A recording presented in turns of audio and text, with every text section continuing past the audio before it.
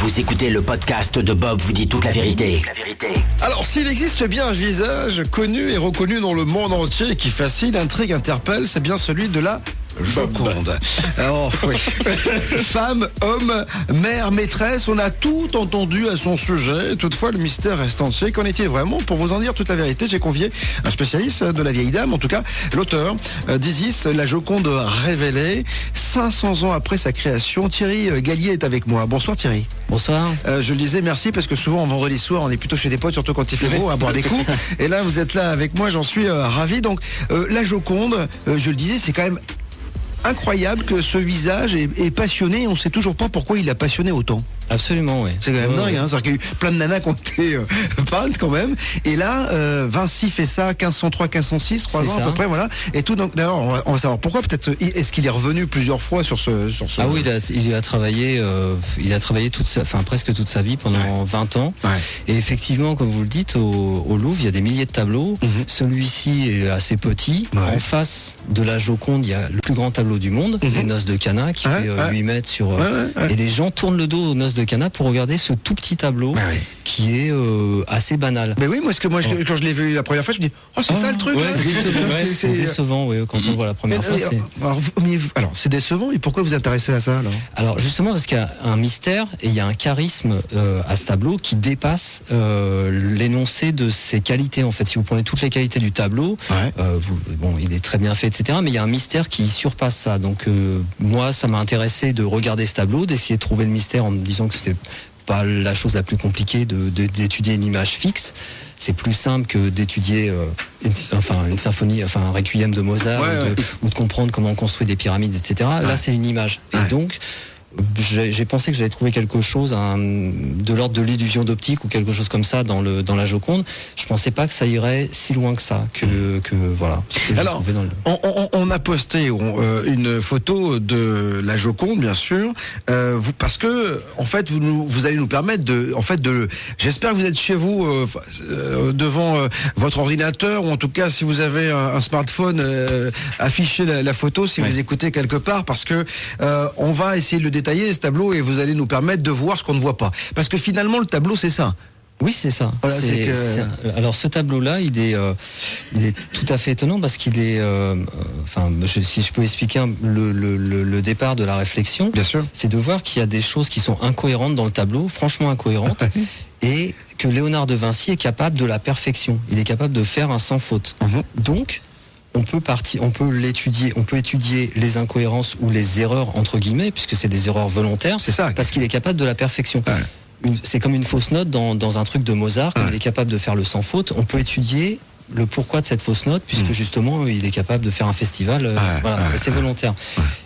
Et là, en l'occurrence, sur la Joconde, la porte d'entrée, au départ, je pensais que c'était une structure un peu pyramidale et un peu stricte, avec un tableau très très flou. Je pensais que ça venait de là, le trouble, c'est-à-dire entre la rigueur de la construction et le flou.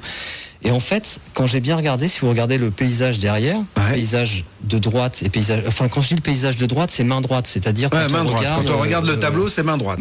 Votre main droite à vous, voilà. Donc sa gauche à elle. Donc, paysage main droite. Vous voyez qu'il y a un lac assez perché, comme ça en hauteur, très haut dans le tableau. Et vous regardez le paysage main gauche, le paysage est beaucoup plus bas en fait. Plus bas. D'accord. À droite, il y a un cours d'eau dont on ne sait même pas s'il y a de l'eau, avec un petit pont, on ne sait pas s'il y a de l'eau. Et à gauche, le fleuve déborde. C'est ça. Et donc ces deux paysages, vous ne pouvez pas les raccorder. C'est-à-dire si vous masquez Mona Lisa, c'est-à-dire le personnage, vous ne pouvez pas raccorder les deux paysages. Ça, c'était le premier truc. Il y avait un problème de déconnexion entre les deux paysages du fond. Et alors là, si vous regardez donc main gauche, si vous regardez l'arrondi du visage de cette femme, de Mona Lisa, vous verrez que l'arrondi du visage est un petit peu cabossé, légèrement accidenté, alors que la courbe de la joue, côté main droite, la courbe de la joue est très gonflée, très lisse. Oui, c'est vrai qu'il y a un côté un peu plus anguleux d'ailleurs, quand on la regarde, quand on est face au tableau, côté gauche plus anguleux, alors que l'autre c'est un côté plus rond. Voilà. Plus bébé, plus poupon. C'est ça. Alors c'est impossible sauf à sortir de chez le dentiste et d'avoir eu une opération de dents de sagesse du côté gauche. Et à cette époque-là, quand on sortait chez le dentiste, on posait pas. Non, on posait pas. On allait pleurer dans une forêt, tout ça. C'est ça. Mais là, c'est impossible que la joue soit gonflée gonflé côté main droite et soit creusé côté main gauche. Donc c'est de ces deux incohérences, les paysages qui sont pas raccords et les deux parties du visage qui sont pas raccords, j'ai posé ma main en fait au milieu sur l'arête du nez et j'ai regardé la moitié droite et la moitié gauche. J'ai basculé ma main comme ça et je me suis dit que c'était pas la même. C'est pas le même personnage. C'est le même personnage, mais c'est pas du tout. C'est pas la même. Donc j'ai pris une photo de la Joconde.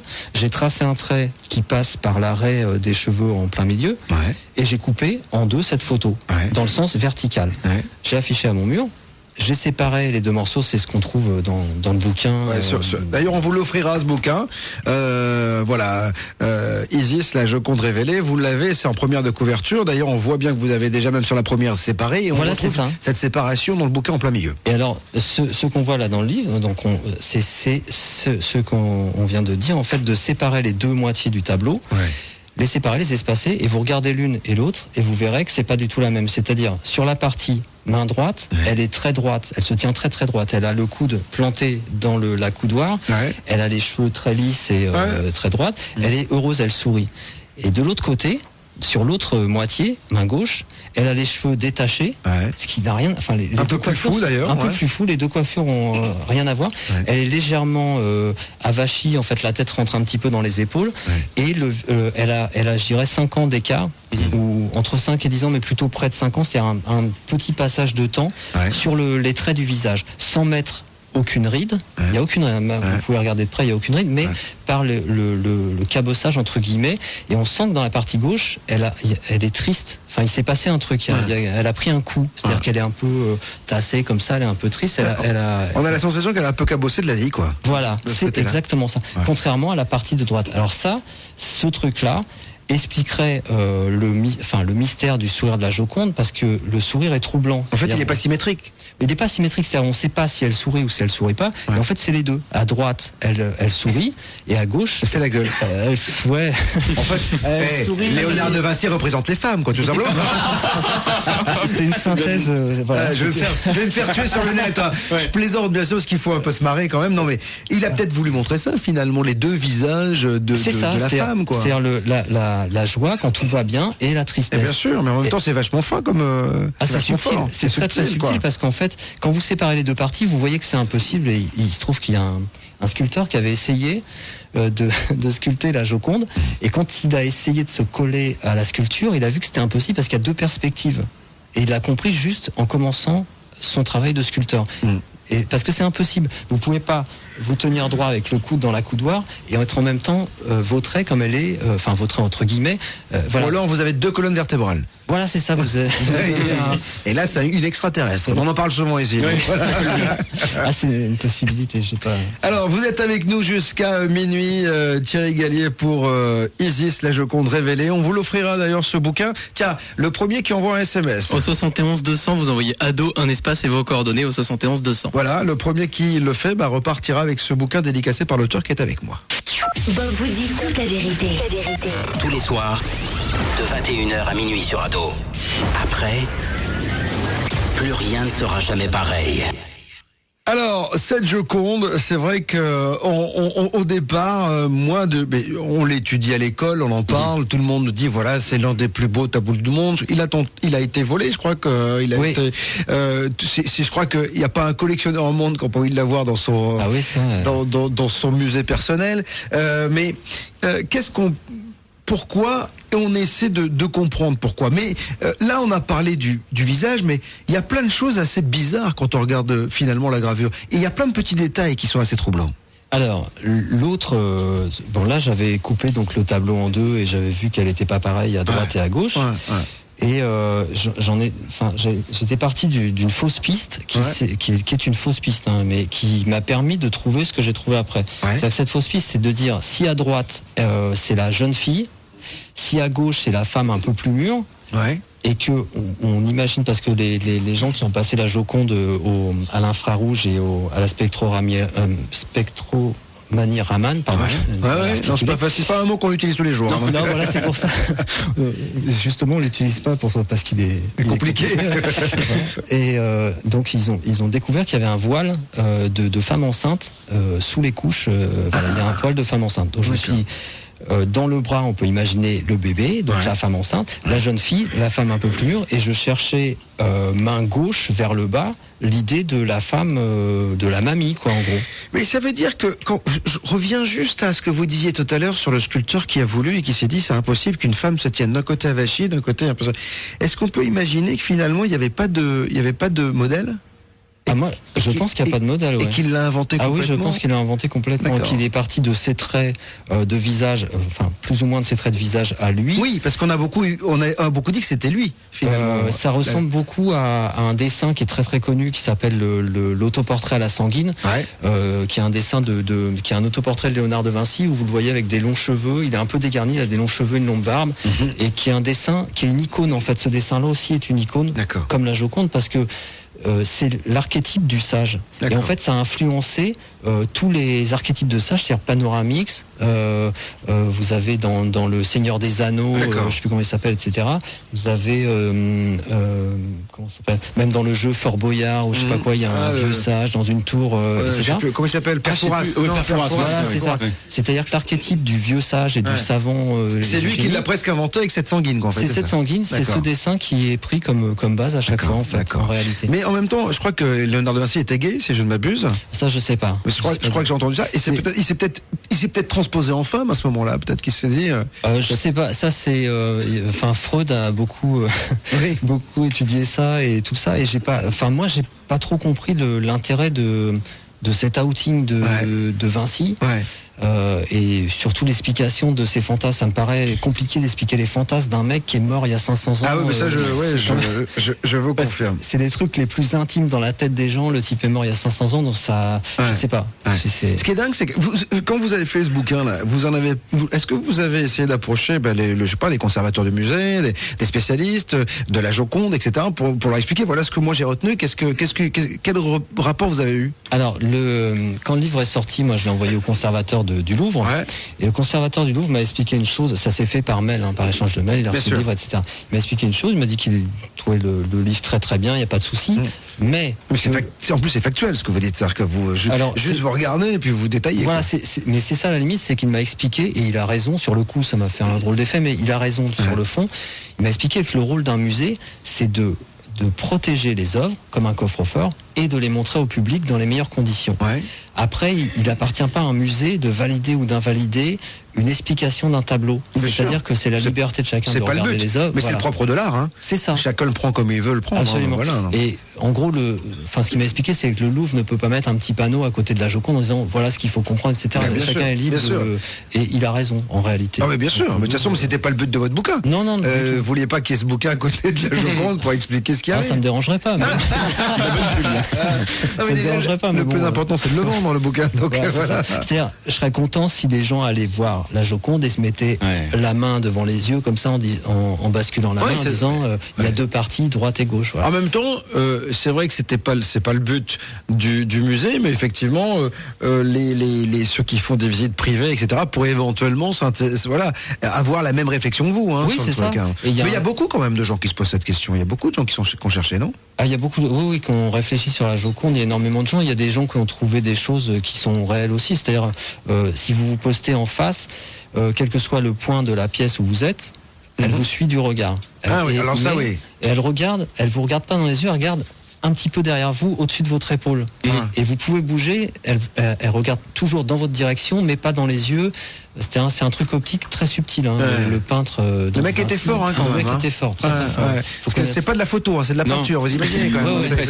C'est quand même assez incroyable. Il faut connaître les réactions optiques, les phénomènes optiques et les réactions de l'humain face à un regard comme ça, de se dire, il sera suivi du regard, mais quand il essaiera de choper le regard, il n'y arrivera pas. C'est-à-dire que la personne regarde légèrement. Il faut être un peu tordu quand même au départ. Voilà. Alors, vous restez avec nous, Thierry Gallier. Dans un instant, on revient pour continuer ce voyage au cœur de la peinture. On n'a jamais abordé, en tout cas, le mystère via la peinture. C'est vrai que c'est le plus grand mystère de tous les temps concernant une œuvre d'art, en tout cas une peinture, celle de Léonard de Vinci, à qui l'on doit beaucoup de choses. Peut-être que s'il avait été encore vivant, on l'aurait invité tellement il a imaginé des choses avec lesquelles on joue aujourd'hui, notamment hélicoptère, des choses comme ça. Enfin, c'est quand même un truc de dingue. Vous restez donc avec nous, Léonard de Vinci, au cœur de la discussion et surtout sa muse, en tout cas sa Joconde, avec Thierry Gallier, 500 ans après sa création, Isis, la Joconde révélée. C'est ce soir. Mon nom est Bob et je vous en dis toute la vérité. 21h minuit sur Ado. Vous ne verrez plus le monde de la même façon. Bob vous dit toute la vérité. 23h16, c'est vendredi à la veille d'un week-end qui, je l'espère, sera ensoleillé. En tout cas, samedi, dimanche, ce sera un peu plus galère, un petit peu partout sur la France. C'est normal, ça dure jamais bien longtemps, le soleil ici, hein. C'est ce qu'on appelle le paranormal. Alors, en tout cas, c'est Gina Gouvaz de Nice qui repart avec le bouquin Isis, la Joconde révélée. Gina Gouvaz de Nice. On vous salue, Gina. Vous avez été la première, en tout cas, à envoyer un petit SMS. Et voilà, il sera dédicacé de la part de l'auteur Thierry Gallier qui est avec moi. Thierry, donc on évoque cette Joconde, on continue ce voyage. Qu'est-ce qui vous a encore interpellé quand vous avez regardé ce tableau? Alors, en fait, donc, vous avez partie main droite jeune, partie main gauche un petit peu plus âgée. Je cherchais en bas à gauche l'idée d'une femme, d'une mamie. Ouais. Et bon, j'ai regardé, j'ai cherché dans ce coin-là et j'ai vu sur la gauche, alors là il va falloir basculer le tableau d'un quart de tour dans le sens inverse des aiguilles d'une montre. Alors attendez, parce que là il faut que chez vous, à mon avis, imprimer la photo. Oui, tourner l'écran. Voilà. Parce que il faut cassez pas les écrans. En plus, celle qu'on a mis sur la page Facebook, elle est coupée, juste sous la poitrine, mais le tableau est bien plus grand, donc on n'a pas la. Non, quand tu l'ouvres, en fait, tu peux l'avoir en grand. Quand on clique dessus, on peut cliquer dessus. Ah oui, d'accord, ok. Vous l'avez en face de vous, vous tournez un quart de tour dans le sens inverse des aiguilles d'une montre. D'accord, comme et ça. vous avez. Comme ça. Voilà, c'est ça. Sens inverse. Ah non, comme ça. D'accord, pardon. Oui, c'est bon. Ok, j'ai compris. Et vous avez en plein milieu, du tableau, un rocher qui est contourné par un chemin en forme de S. Ce rocher, si vous regardez bien, c'est la Joconde, c'est Mona Lisa assise sur un trône de profil. Ah oui. Avec le bras sur la coudoir, avec son visage et sur sa tête un châle en fait. C'est la même que celle qui pose de face. Ouais. C'est la même, mais de profil. C'est-à-dire, c'est comme si Léonard de Vinci s'était décalé sur le côté de son modèle et l'avait dessiné de profil, assis sur un trône. Vous voyez, il y a. Je vois. Ah ouais, je vois. Voilà, il y a le bras sur la coudoir. Elle se tient très très droite. Il y a son visage de profil qui est très simple, très simple. Alors j'ai vu le dessin, j'ai trouvé ça un peu trop simple ou stylisé, mais j'y suis revenu quand même parce que voilà. Et c'est en voyant cette femme assise sur un trône. Que j'ai dit ça c'est Isis parce que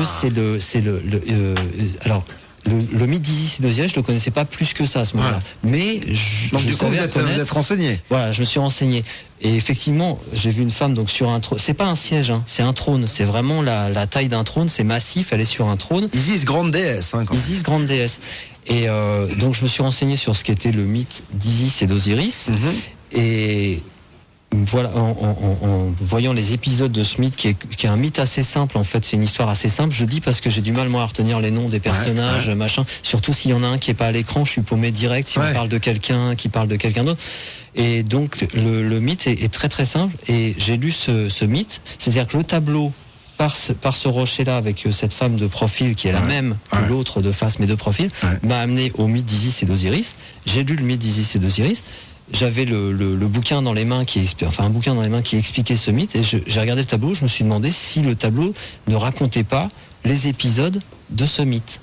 Oh la vache. Le paysage, etc. D'accord. Enfin, le tableau m'amène au mythe et du mythe, je me suis dit, je vais regarder dans le tableau s'il n'y a pas les éléments. Oui, en fait, c'est juste l'histoire du mythe, mais peinte en fait, tout simplement. C'est ça, les épisodes, mais planqués dans le tableau. C'est-à-dire que mais il faut aller les chercher. Qu'est-ce qui vous a donné envie de tourner le tableau de ce sens-là déjà? Donc c'est quand même hallucinant parce que là, c'était comme je disais tout à l'heure, je cherchais en bas à gauche l'idée d'une mamie, et quand j'ai basculé le tableau comme on vient de le faire d'un quart de tour, j'ai vu cette femme assise de profil. J'ai dit c'est un rocher, mais en même temps on voit bien une femme avec un bras sur la coudoir, avec la tête et le voile sur la tête. C'est hallucinant. Elle a le voile sur la tête, le voile qui traîne, voilà. Et enfin, j'aurais vu un petit personnage avec des petites ailes sur les talons. Ouais. J'aurais pensé à Hermès, Mercure, machin. Là, c'est Isis, et Isis, c'est vraiment la déesse trône. C'est-à-dire que son symbole en hiéroglyphe, c'est un trône à 3 marches. Et c'est la déesse trône, c'est-à-dire que c'est une reine et elle est assise sur un trône. D'accord. Voilà. Et D'accord. vous pouvez regarder qu'elle n'est pas sur un petit siège, elle n'est pas sur un strapontin de camping ou je sais pas quoi, elle est vraiment sur un trône. On n'a jamais eu l'explication de Léonard de Vinci? Il a jamais laissé des écrits pour dire voilà. En fait, déjà, est-ce que ça a été ce tableau, est-ce qu'il a provoqué autant d'engouement de son vivant? Oui, alors il a provoqué un truc hallucinant de son vivant. Alors lui, il restait évasif, c'est-à-dire quand on lui demandait qui était cette femme, notamment quand il était au Clos Lucé près d'Amboise et que le tableau était dans sa chambre, on lui demandait, il restait évasif, il répondait pas. Donc, mais ce tableau, il est étonnant parce qu'il y a une technique utilisée par Vinci qui s'appelle le sfumato, qui consiste à empiler des couches très très fines, jusqu'à 40-50 couches très très fines de pigments. C'est-à-dire c'est de l'huile. Il n'y a pas une trace de pinceau dans le tableau, faut savoir. Non. Il n'y a pas une trace de pinceau. C'est-à-dire on ne sait pas comment il a peint, on pense qu'il a peint avec ses doigts, mais il n'y a pas une trace de pinceau. Hein. Non. Ah oui, Parce que à l'infrarouge. ça se fait beaucoup, les gens qui peignent avec les mains, mais là, pour avoir une telle justesse, une telle finesse. Il n'y a pas de trace de pinceau. Il n'y en a aucune qui ressort sur il n'y a pas de dessin non plus. C'est-à-dire qu'au Louvre, ils ont fait un rayon X du tableau. Alors c'est pas une toile, hein, c'est un panneau de bois. Oui, c'est un bout de bois. Ouais, c'est un panneau de bois. C'est-à-dire quand je dis ça parce que quand on parle du vol de la Joconde avec le type qui roule la toile, non, ça marche pas. Ça marche pas. Parce qu'on a essayé de rouler le bois. Moi, j'y arrive pas. En fait, il se casse comme ça et ça marche pas. C'est mort. Le mec, il casse la. T'imagines le mec? Oh l'angoisse. T'imagines le mec, il vient avec un truc pour mettre la toile. Il n'y arrive pas. Il en fait des copeaux. Il casse un morceau, il dit ça se vendra quand même. Je ferai un puzzle. Voilà. Je ferai un puzzle. Je recopierai à la maison. Voilà. Je ferai du calque. Mais celui-ci, donc Vinci, il a fait des couches très très fines. Donc ça s'appelle le sfumato, c'est-à-dire que avant ce tableau-là, tous les tableaux, vous regardez Giotto, etc., tous les peintres, tous les tableaux, il y a un dessin pour délimiter la forme, comme un dessin, vous délimitez la forme. Mais c'est-à-dire qu'on fait, on fait un pré-dessin presque. Voilà, c'est-à-dire que vous avez le dessin et vous avez l'extérieur et l'intérieur. Vous avez l'ombre, les ténèbres et la lumière. Et Vinci remarque quand vous regardez des objets ou des choses que vous passez jamais de l'ombre à la lumière directement. Il y a un dégradé qui modèle la forme. Même si c'est un tout petit dégradé, vous avez un dégradé. Et lui, en faisant a inventé cette technique du sfumato pour faire ce dégradé, c'est-à-dire arrondir les formes et passer de l'ombre à la lumière partout sans qu'il y ait une rupture nette. Ça passe toujours de l'ombre à la lumière par du dégradé. C'est la première fois dans l'histoire de l'art, donc dans l'histoire tout court, que quelqu'un arrive à faire ça. Ce qui fait que ce sfumato donne l'impression du vrai, même si maintenant on est habitué, c'est pas plus performant qu'un autre, mais lui a été le premier à le faire, et donne une vibration qui donne le sens du réel. Il faut imaginer ce que c'est pour les gens de la Renaissance, c'est-à-dire la fin du Moyen-Âge. La Renaissance, c'est vraiment la période de fin du Moyen-Âge, de voir un tableau aussi réaliste que celui-là. C'est la première fois. C'est-à-dire les gens sont en face d'un truc où c'est de l'hyper-réalisme, où ils comprennent pas que le tableau vibre, que le tableau soit réel et qu'on se dise attends, c'est un dessin, mais on dirait que c'est vrai. Non, mais on est presque face à une photo. C'est ça. C'est ça qui est. En tout cas, l'exactitude d'une photo, c'est ça qu'il faut. C'est-à-dire que nous, on est blasés parce qu'on a l'habitude de voir des photos, d'en faire avec des téléphones portables et tout, mais les gens du Moyen-Âge n'ont jamais vu ça. Dans l'histoire, on n'a jamais vu ça. Et ça donne un charisme à celui qui le fait tout à fait particulier parce que seul Dieu s'est montré le vrai, la nature. Et pour la première fois, Vinci, c'est un type qui arrive à peindre le vrai comme ça. Et les gens sont en face d'un tableau où ils se disent ça se peut pas, quoi. On voit le tableau est vibre, on la dirait vivante, etc. Ça donne au peintre un aspect quand même particulier, quoi. C'est pas Bien sûr. Alors vous parliez d'Isis, il y a quand même Gauthier qui était guide du Louvre, c'est ce que vous Non, c'est Théophile Gauthier. J'ai pas mis le. Théophile Gauthier, parce que qui disait quand même Putain, j'ai pas mes lunettes. Je les ai perdues, donc allez-y. Si vous pouviez lire le truc, parce que c'est juste. C'est Théophile Gauthier qui passant au Louvre et voyant la Joconde, signe le livre d'or et il laisse. Alors je l'ai coupé moi parce que quatrième de couverture place, donc j'ai mis l'essentiel. Mais il met une phrase en disant ne dirait-on pas que la Joconde est l'Isis d'une religion cryptique qui entrouvre les plis de son voile. Voilà. Et c'est vrai que cette citation-là, elle m'est restée en tête tout le temps où j'y réfléchis. En plus d'avoir vu cette femme sur son trône là, comme on vient de le voir. Ouais. Cette phrase m'est restée en tête et effectivement, je pense que c'est bien la représentation d'Isis. Ouais. On continue à parler de cette Joconde jusqu'à minuit. Alors voilà, ce bouquin est assez incroyable parce que tout est détail et quand on commence à regarder tout en détail, on s'aperçoit qu'il y a une multitude de choses. Vous vous posez des questions sur les mystères de la vie? Tous les soirs sur Ado, Tous les soirs sur Ado. découvrez les réponses dans Bob vous dit toute la vérité. Alors, on parle avec vous, Thierry Gallier, de cette Joconde. C'est le regard quand même qui passionne le plus, parce que comme vous le disiez, on a toujours la sensation qu'elle nous regarde. C'est comme si elle était vivante, quoi. Et là, on a du mal à comprendre comment il l'a fait aussi. Hein. Oui, c'est étonnant parce que c'est un résumé. Ce tableau-là, il est aussi un résumé de toute la connaissance de Vinci, parce que c'est un génie universel, universel dans le sens où il a abordé tous les domaines du savoir et il a brillé partout. Ce qui est aussi exceptionnel parce par exemple, Einstein, il a brillé dans la physique, les mathématiques, Mozart dans la musique, mais Vinci, il a brillé partout et tout ce qu'il a touché, il a été excellent. Il a révolutionné même des tout petites choses auxquelles on pense même pas, mais il a été révolutionnaire. Et là, en l'occurrence, c'est une bonne synthèse de ses connaissances optiques, puisque le regard vous suit, puisque le sourire est quand même troublant, puisqu'il faut connaître aussi de l'anatomie pour faire cette femme, même le vieillissement qui est à gauche, léger par rapport au visage de droite, etc. Surtout avec le doigt, si jamais il l'a fait avec le doigt. Imaginez le truc, quoi. Donc, déjà, moi, tu me files des pinceaux, je suis incapable de faire ça. Donc, pourquoi on m'appelle souvent Léonard de Vinci, quand même? Ah non, non. On voit mieux maintenant. Le maestro. Le maestro. Non, c'est ça qui est incroyable, cette perfection.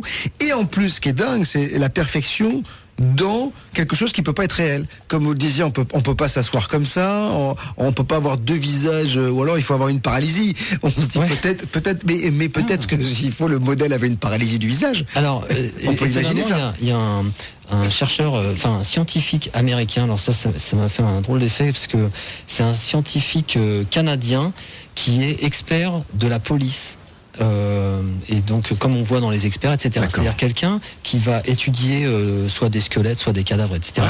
Et déduire des maladies. Et il a étudié la Joconde, il a trouvé 1 milliard de maladies. Ah, carrément. C'est la cour des miracles. Elle est au bout du rouleau, la Joconde. Hein, donc, elle a un petit bouton ici sur l'arête du nez, côté main droite. Il en a déduit qu'elle avait, je sais plus quoi, cholestérol ou un machin comme ça. Et en fait, ça m'a étonné que cette personne qui est expert n'ait pas capté le truc dans le visage. Et la posture improbable. Mais c'est vrai que c'est bien fait. C'est vrai que c'est très très bien fait. Mais l'expert a trouvé qu'il y avait des choses chez elle qui étaient très bizarres, qui relevaient certainement des maladies. Par exemple, il a écrit qu'elle ne peut pas avoir de dents. Quand vous regardez les lèvres, elles sont trop reculées. Elles sont trop pincées, peut-être. Voilà, ça sous-entend qu'elle n'aurait pas de dents, etc. Donc il a fait une analyse, mais vraiment médicale. En même temps, le scorbut à l'époque traînait, hein, donc peut-être qu'elle n'avait pas de dents. C'est peut-être pour ça qu'elle n'ose pas sourire. Beaucoup de gens. C'était la misère. Un coup de polydent et tout va bien. Qu'est-ce qu'il y a d'autre en fait quand on regarde? Parce que moi je le prends. Bon, si vous me dites pas en fait de regarder, on le voit pas donc tout cela. Alors en fait donc là on était en voir l'épisode. Alors il faut voir dans le livre, j'ai fait des zooms et des agrandissements sur des détails des parties du tableau. La manière dont Vinci a intégré ces figures qui sont dans le tableau, il est parti d'un constat qu'on peut faire dans la nature, puisque Vinci s'inspire toujours de la nature pour tout ce qu'il fait. C'est-à-dire, il écrit un moment dans ses codex, c'est-à-dire ses carnets, il écrit « Va prendre tes leçons dans la nature », et il écrit « La nature, tout est là ». Et il voit dans la nature un phénomène simple qui est la nature anthropomorphe, c'est-à-dire quand vous voyez des taches sur des murs ou dans des nuages ou des trucs comme ça, vous voyez des figures qui semblent être faites exprès. Bien sûr, vous dites voilà. Ça c'est le visage d'un homme, ça c'est un tigre, ça c'est machin. On voit des représentations. Absolument. Et Vinci travaille comme ça, c'est-à-dire qu'il décrit, si vous permettez, je le lise, c'est un tout petit truc. Bien sûr. Il décrit ceci dans son traité de la peinture, donc dans ses codex, il a fait un traité à l'usage des peintres. Il dit tu. Alors on ne sait pas s'il se parle à lui-même ou s'il parle. Il est Jones, quoi. Voilà. Il se tutoie. Voilà, c'est ça. Il se parle à lui, des fois il se dispute, tout ça.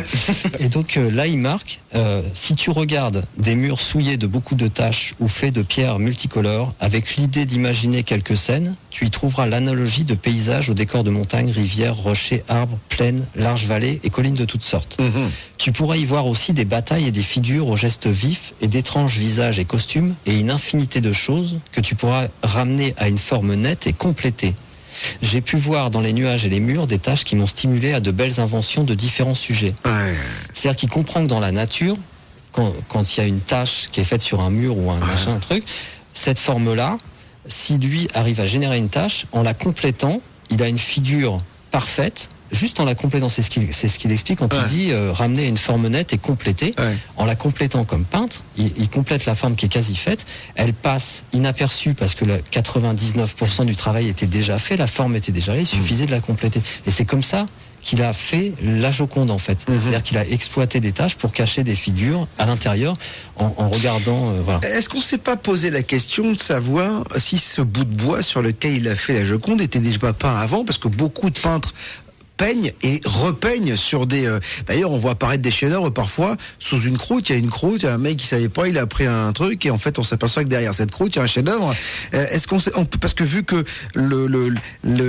comment dire, le paysage derrière est pas à la bonne hauteur par rapport à celui qui est à gauche du tableau, quand on regarde le tableau par rapport à celui de droite, est-ce qu'on peut imaginer que finalement il a fait plein d'essais sur ce bout de bois et puis finalement, il s'est dit tiens, je vais jeter cette femme là sur le tableau. Alors il y a dessous, il y a pas de, ils l'ont passé au Louvre, ils l'ont passé au rayon X. D'accord. Il y a rien d'autre. Il y a aucun dessin. Aucun dessin. Alors que c'est très très structuré, c'est très composé, etc. Il y a des gens qui ont... C'est d'autant plus troublant s'il n'y a aucun dessin. Donc, voilà, c'est-à-dire qu'il y a une construction géométrique, mais il n'y a pas de dessin en dessous. Et je pense que, enfin ça c'est juste mon opinion, mais je pense que ça s'explique par la technique du sfumato, qui est justement des couches de lavis très très fines, qui n'auraient pas réussi à recouvrir le tracé. C'est assez trop fin. C'est comme si vous faisiez, comme quand vous faites un dessin préparatoire sous de l'aquarelle, vous n'arriverez pas à recouvrir. Sous de l'huile, vous recouvrez le dessin préparatoire, mais de l'aquarelle, c'est trop translucide, le dessin reste. Je pense que c'est pour ça. Mais il y a une construction quand même géométrique assez poussée dans la Joconde. Et voilà. Alors on va continuer à essayer de découvrir ce que vous avez vu dans ce tableau. Je vous signale qu'il faut aller au musée. On apprend beaucoup de choses. Si vous avez moins de 18 ans, c'est gratuit en plus. Donc voilà, c'est très... on y voit des choses assez incroyables et insoupçonnées quand on est jeune. Mais c'est vrai qu'on apprend beaucoup de choses au travers les musées. D'ailleurs, c'est le truc que je fais en premier quand j'arrive dans une ville. Moi, je fais les musées pour voir. C'est toujours assez intéressant. Quel que soit, on y voit la culture, on y voit tout cela. En fonction des musées qu'il y a dans une ville, on découvre très vite la culture d'un pays. C'est assez incroyable. Le Louvre est magnifique. Le Prado, je vous invite à aller à Madrid. Alors c'est juste assez incroyable. Restez donc avec nous ce soir, 23h33. Nous sommes donc avec Thierry Gallier pour 500 ans après sa création. Isis, la Joconde révélée. Vous imaginez cette femme qui a longtemps fait parler, qui à mon avis va encore faire parler pendant des siècles. Eh bien ce soir, on vous en dit toute la vérité. Si on vous demande ce que vous écoutez le soir entre 21h et minuit, Répondez Ado. et Bob vous dit toute la vérité. 97.8 à Paris, 93 ans à Toulouse, c'est Ado. Et d'ailleurs, dites autour de vous qu'un homme ici dit toute la vérité sur les grands mystères de la vie, de la mort, mais aussi de notre société et de l'art ce soir, puisque nous parlons avec Thierry Gallier de la Joconde, le secret enfin révélé, cette Joconde qui fait beaucoup parler. Et on essaie de comprendre ce tableau. On a vu déjà beaucoup de choses, Thierry. On a parlé du regard, on a parlé de la représentation finalement du tableau à l'envers, quand on tourne le tableau à l'inverse des aiguilles d'une montre. Qu'est-ce qu'on voit d'autre en fait? Alors, il y a un truc tout à fait étonnant dans la Joconde. Et faut que j'explique avant le mythe, parce que sinon, d'une part, on peut pas le voir, ou on peut pas le comprendre comme ça, et ça risque de choquer les gens. Le mythe d'Isis, en fait. Le mythe d'Isis. Dans la mythologie égyptienne, donc Isis est mariée avec Osiris. Osiris est en même temps son frère, parce que les Égyptiens, enfin les rois et reines égyptiennes se mariaient entre frères et sœurs. C'était pour le sang. C'est pour garder le sang, pour garder la pureté du sang, etc. Donc ils se mariaient entre frères et sœurs. Donc Isis est mariée à Osiris. Le beau-frère, qui s'appelle Seth, S-E-T-H, qui est en même temps leur frère, aux deux. Puisque, mais fatalement. Ton beau-frère, c'est ton frère. Très bizarre quand même. Très. Et le beau-frère qui s'appelle Seth, donc S-E-T-H, est jaloux de leur union. Il crée un stratagème, c'est-à-dire qu'il fait un banquet, il donne un banquet, il invite Osiris et il fait fabriquer un coffre somptueux dans du bois précieux, etc. Et il dit, celui qui arrive à entrer dans ce coffre, je lui offre le coffre. Osiris, c'est un géant. Ouais. C'est un géant dans la mythologie. Et donc, il rentre et il est arrive à parfaitement rentrer. adapté au coffre. C'est normal puisque c'était un piège, c'était fait pour lui. Seth referme le coffre, aidé par ces 72 complices qui sont les 72 demi-dieux du décan. D'accord. Et il se trouve qu'il y a le chiffre 72 qui est écrit sur un des piliers du pont. Alors là, faut le voir vraiment. À la loupe. C'est vu au microscope. Ouais, c'est un chercheur italien qui a trouvé ça. Là, on le verra pas hein, sur le truc. C'est vraiment. Mais c'est écrit 72 sur le sur le pont qui est à droite en fait. Voilà, Quand vous regardez le tableau, il y a un petit pont, il n'y a pas de rivière d'ailleurs. C'est assez marrant. Et là, il y a un chercheur italien qui a zoomé avec un microscope, qui a trouvé le chiffre 72. Et bon, il n'y a pas vraiment d'explication. Enfin, lui a une explication différente. Moi, je pense que c'est l'idée des 72 demi-dieux du décan. Donc, il referme le coffre. Il jette le coffre dans le Nil. Le Nil dérive, le coffre dérive jusqu'à Byblos. Et Isis part sur une petite barque en papyrus à la recherche du corps de son mari. Entre-temps, le corps a été découpé en 14 morceaux. Isis retrouve 13 des 14 morceaux du corps de son mari et elle ne retrouve pas le 14e qui est le phallus. Parce que ce morceau a été mangé par les poissons du Nil. Ne trouvant pas ce morceau, elle ressuscite son mari. Alors ça, on le voit aussi dans la Joconde, de la flamme qu'on voyait tout à l'heure de côté. Elle ressuscite son mari, elle fabrique un phallus en argile, et de ce phallus, elle s'en sert pour se retrouver enceinte, et elle a un fils qui s'appelle Horus, et ce fils va venger son père en attaquant Seth. Ce phallus en argile, on le voit sur la Joconde. Alors c'est pour ça que je préfère expliquer avant, parce que si vous dites comme ça direct, il y a un phallus sur la Joconde, les gens vont pas comprendre. C'est quand même le Louvre, tout ça. Les mecs vont dire la salle. C'est un peu ça. C'est dis non, pas au Louvre quand même. Si au Louvre. Si. D'accord. Et en fait, là où on a vu, là on remet le tableau droit. Droit, d'accord, bien sûr. Voilà. Il est face à vous le tableau. Si vous êtes sur internet, si vous avez accès à l'image de la Joconde et au Facebook, vous regardez donc de face le tableau. Voilà, de face comme elle est affichée au Louvre, et vous regardez son épaule main gauche. Voilà. C'est-à-dire qu'on a vu ce rocher qui est contourné par un chemin en forme de S, et dans la boucle en bas du S, vous voyez une forme qui est un phallus. D'accord. C'est-à-dire un sexe de mâle, de masculin. Voilà. Alors, un 32 cm, classique. De norme.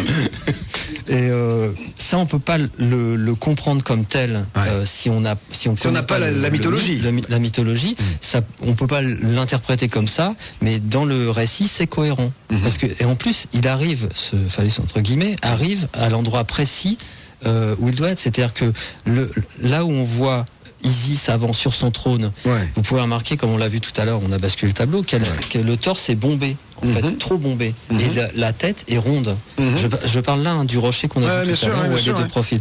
Le torse est trop bombé, et comme ça, et la tête est ronde, parce qu'elle est en train de souffler sur ce qui est en face d'elle. Elle est en train de ressusciter son mari. Et le phallus arrive juste après, dans l'ordre chronologique des épisodes. Ça correspond à ce que vous disiez, c'est-à-dire que finalement ce tableau est la mise en image de la mythologie, donc en fait c'est un épisode complet, c'est-à-dire qu'elle souffre, elle fait ressusciter son mari, et il y a le phallus qui va lui permettre d'avoir un enfant. Absolument. C'est quand même assez dingue. Voilà. Et le mec était quand même assez torturé quand même. À la fois brillant parce que il faut l'imaginer tout ça quand même. Donc et il faut le prévoir. Et encore une fois, je vous dis, il n'y a pas de trace de pinceau sur le tableau. Donc c'est au doigt sûrement que ça a été fait. C'est ça. Alors après, peut-être qu'il avait une technique, je sais pas, avec du coton ou un truc. Mais il y a zéro trace. Il y a aucune trace. On a des gens qui ont réussi avec le temps à faire des tableaux aussi parfaits sans pinceau. Oui, quand même, dans le monde, on a réussi. Aussi parfait, je pense pas, non. Aussi parfait, je pense pas. Et le problème, c'est que cette technique de superposer des dizaines de couches fait que ce tableau, fondamentalement, est impossible à recopier. C'est-à-dire qu'il y a trop de boulot, il n'y a pas un coup de pinceau à un endroit où on va essayer de refaire ce coup de pinceau à la perfection, comme font des copistes. Là, c'est impossible, c'est trop complexe. C'est trop compliqué, il y a trop de couches, il y a trop de lavis. On ne sait pas exactement, même au Louvre, ils savent pas exactement comment il a fait, c'est impossible. C'est bizarre, parce que souvent, je vous dis, dans les musées, c'est souvent des faux qu'il y a quand même. Oui. C'est des copies quand même. Bien sûr. Mais Je pense que c'est plutôt... Déjà que j'allais pas. Attention, chez les copistes, il y a des artistes, il y a des gens qui font des choses. Ce sont des artistes magnifiques, parce qu'ils veulent refaire le tableau, quelqu'un comme ça. Donc, mais celui-ci est impossible à refaire, la technique est trop complexe, c'est beaucoup trop compliqué, il y a trop de couches, etc. C'est impossible de refaire, on peut faire une photo et maquiller une photo en tableau, ça c'est faisable. Une photo parfaite. Pour faire un faux, mais le recopier à la perfection, c'est trop compliqué. C'est trop complexe. Et ce qui est amusant, c'est que la nature, donc ce phénomène des tâches exploitées, a inspiré Vinci comme tout ce qu'a inspiré Vinci. C'est-à-dire que là, ça passe tout seul. Ça passe dans le décor parce que c'est une forme qu'il a exploitée d'une autre manière. Et tout est fait comme ça. C'est-à-dire que Vinci, c'est la bio-inspiration. C'est-à-dire que tout ce qu'il a fait, tout ce qu'il a pu inventer, il a regardé la nature. Et regardant la nature, il a vu qu'il y avait plein de choses qui étaient possibles en imitant la nature. Par exemple, voler.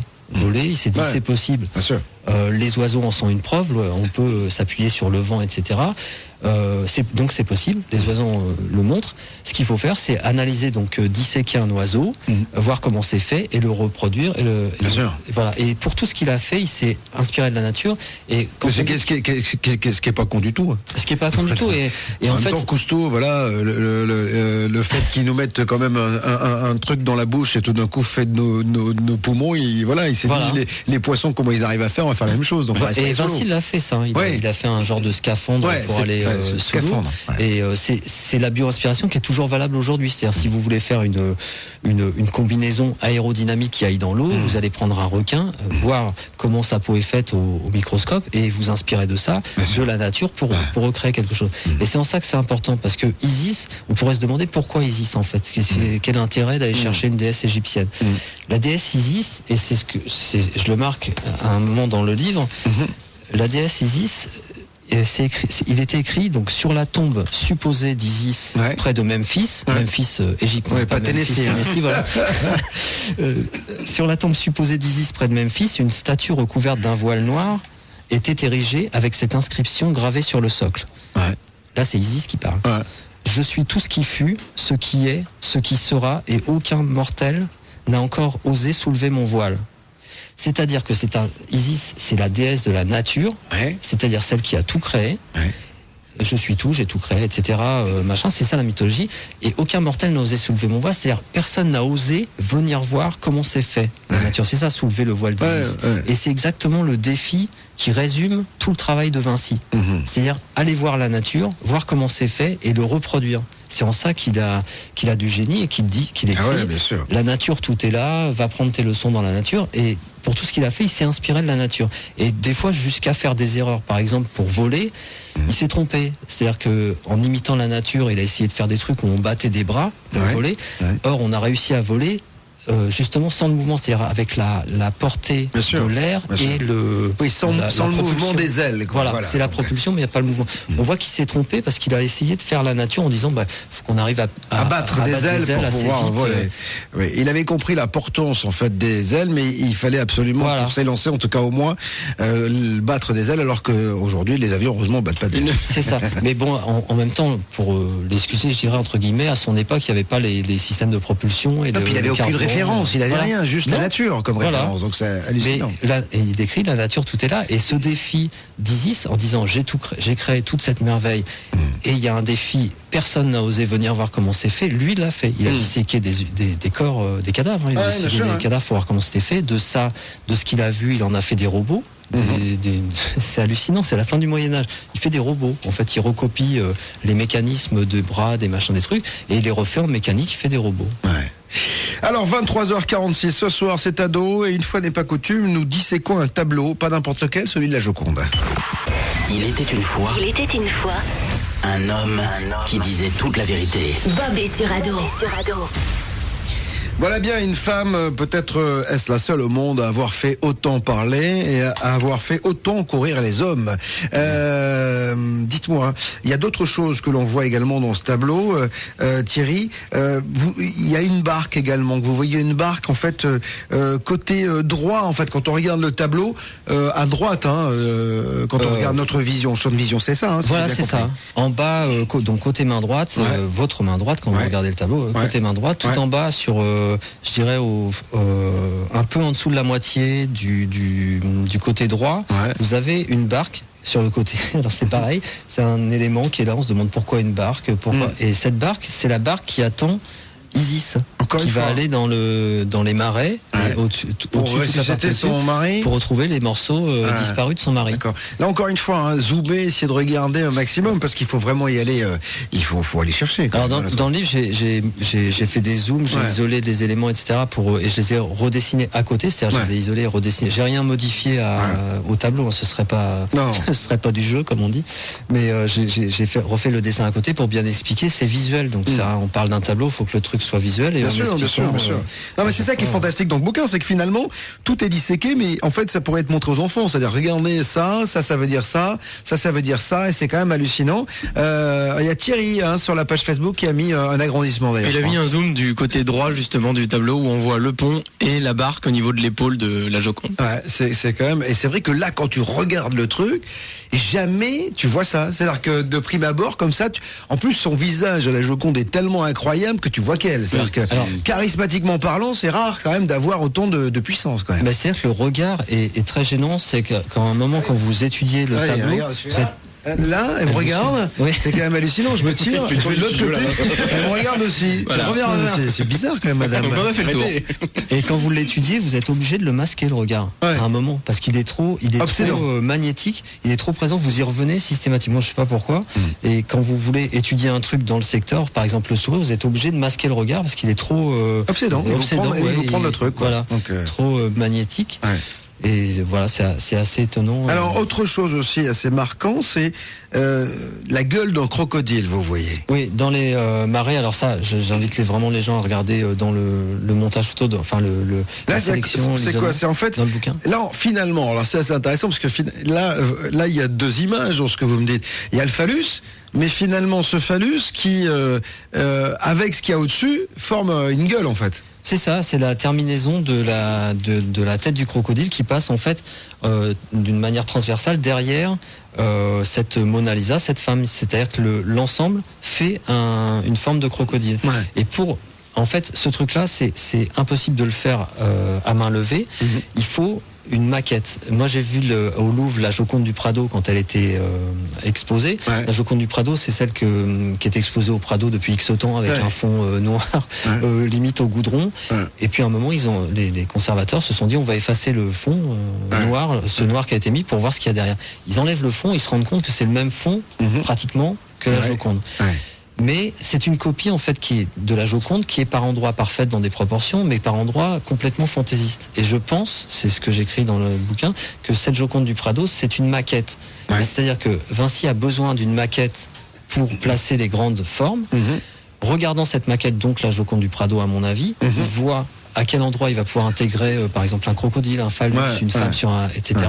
Et après, il peut faire son tableau et intégrer des éléments qui sont parfaitement intégrés, puisque comme il le dit, le hasard a fait 90% du boulot, il reste plus qu'à modifier, à ramener ça à une forme, et c'est bon, ça passe tout seul et on y voit que du feu. Et je pense qu'il y a cette maquette. Et après, c'est un jeu à l'infini, c'est-à-dire que lui, il peut trouver à chaque fois en tournant le truc. C'est pour ça qu'il est revenu pendant des années et des années. C'est que vous pouvez rajouter des formes à chaque fois, vous pouvez retoucher et retrouver des formes à chaque fois. Mais moi, j'adore l'idée finalement d'être l'histoire du mythe d'Isis et d'Osiris raconté dans ce tableau. C'est-à-dire qu'il y a deux histoires dans l'histoire. C'est-à-dire que déjà, ce tableau est assez incroyable par lui-même, c'est une histoire.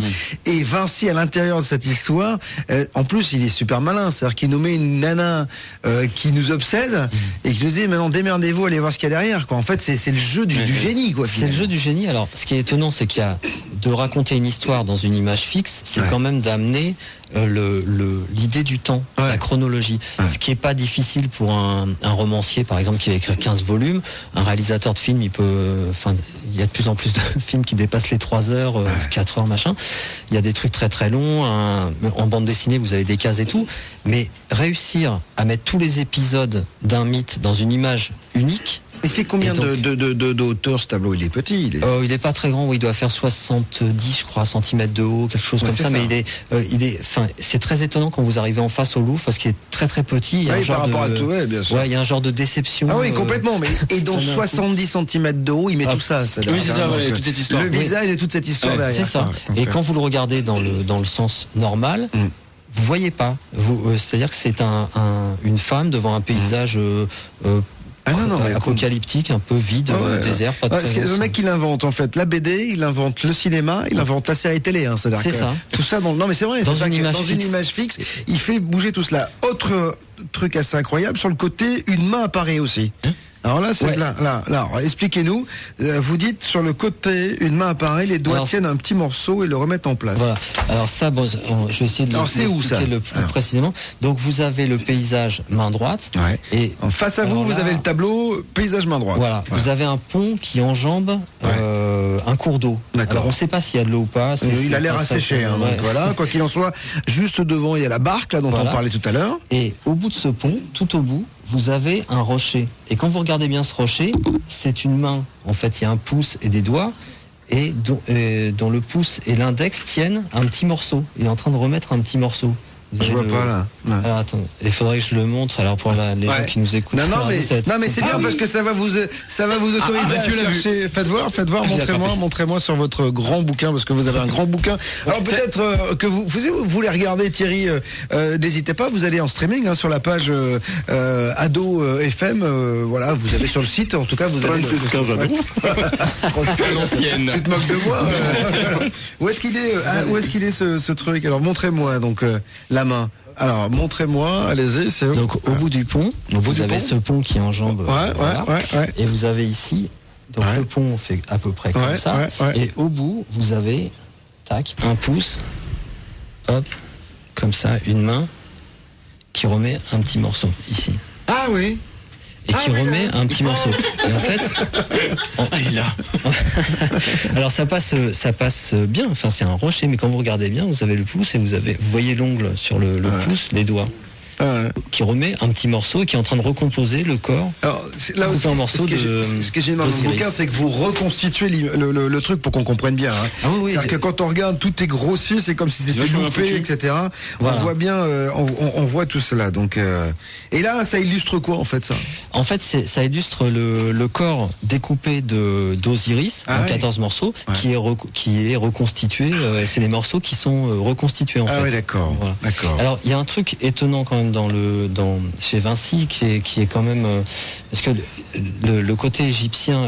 Moi, je pense, enfin, c'est ma conclusion de penser que Isis c'est la déesse de la nature et que ça intéresse Vinci parce que c'est la bio-inspiration. Donc c'est voilà. Et puis ce défi, personne n'a osé soulever mon voile. Et lui, c'est sa vie, c'est un résumé de sa vie. Il est allé voir comment c'était fait, etc. Mais il y a un truc, c'est que il y a des chercheurs qui ont trouvé dans la Joconde, dans la peinture, en la passant en rayon X, etc., des empreintes digitales, des morceaux d'empreintes. Morceaux d'empreintes laissés forcément par le peintre, puisque celui qui touche la peinture bien sûr. et qui laisse son empreinte, c'est quelqu'un de très proche du tableau, le peintre. Ils ont reconstitué une empreinte complète. Ouais. Et dans cette empreinte, il y a des diramations, c'est-à-dire les bifurcations dans les empreintes digitales, typiques des gens d'Afrique ou du Maghreb, ou du Proche-Orient. D'accord. Du Maghreb. Ils en ont déduit, connaissant le père de Léonard de Vinci, qui est un Italien, qui s'appelle Ser Piero de Vinci, qui était un notaire assez prestigieux d'ailleurs, son père, connaissant bien le côté paternel.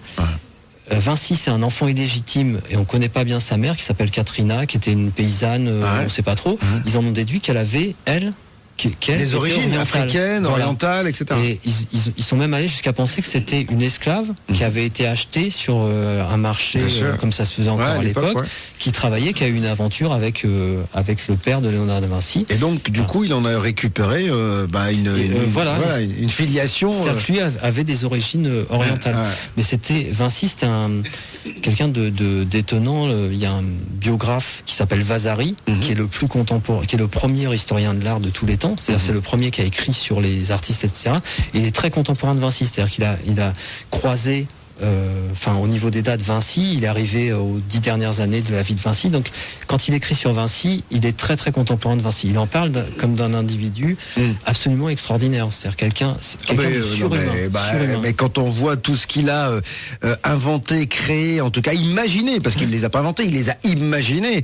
Et c'est encore plus fort. C'est-à-dire qu'on se dit, mais où est-ce qu'il est allé?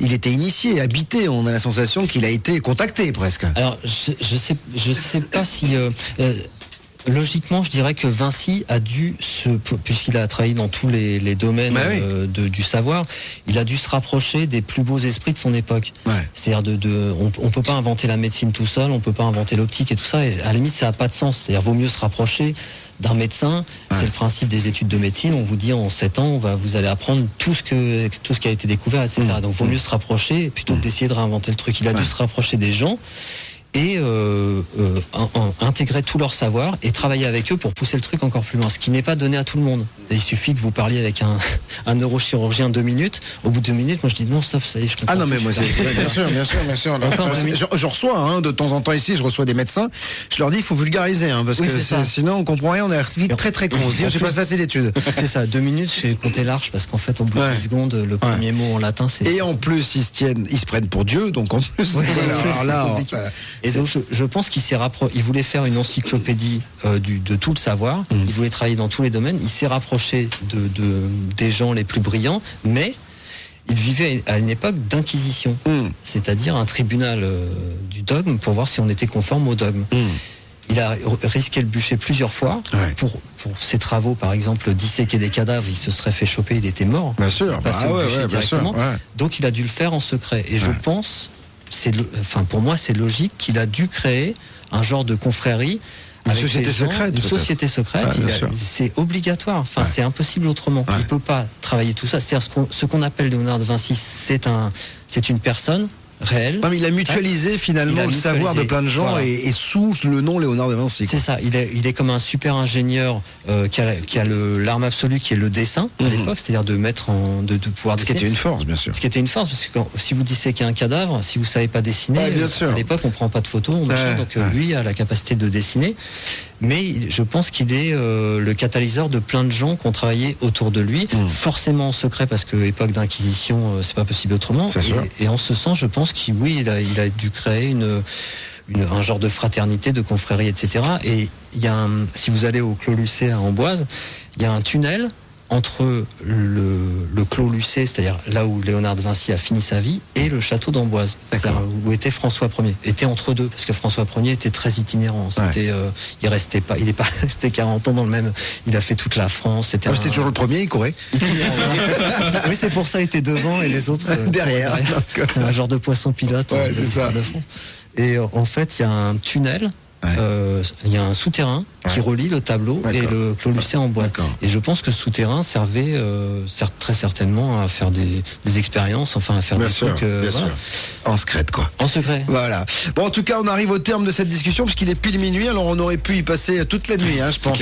En tout cas, Isis, la Joconde révélée, une nouvelle édition aux éditions Maxines, 500 ans après sa création.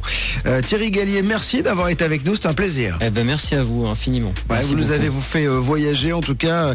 Voilà. Et je vous invite vraiment à vous procurer cet ouvrage parce que tout est disséqué, tout est analysé, tout est regardé. C'est-à-dire que mais un enfant de 3 ans peut comprendre. Regarde là, je te montre ça. C'est juste hallucinant, quoi. On a mis la photo du livre sur le Facebook. Écoutez, voilà. Et puis Gina, donc on le recevra gratuitement, dédicacé par. Gina, comment déjà Comment s'appelle Gina déjà Suzanne. Non, Gogavès ou je sais Suzanne, plus. Mais il y a que moi qui suis alors. Donc c'est quand même hallucinant quand même. Elle nous a remercié en plus sur Facebook. Oui, Gina. Alors Gina Gouvazé de Nice. Voilà. Elle nous écoute certainement par internet. Merci Gina en tout cas de le faire par là-bas. Merci 1000 fois. Passez un bon week-end. Merci. Au revoir.